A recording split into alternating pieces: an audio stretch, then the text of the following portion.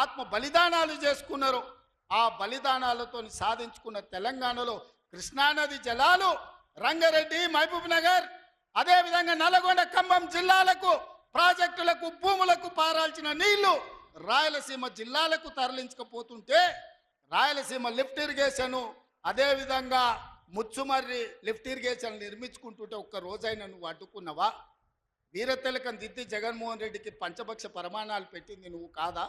ఇవాళ నువ్వు చేసిన పాపం ఇవాళకు మాకు శాపమైంది, ఇవాళ మాకు ఉరైంది.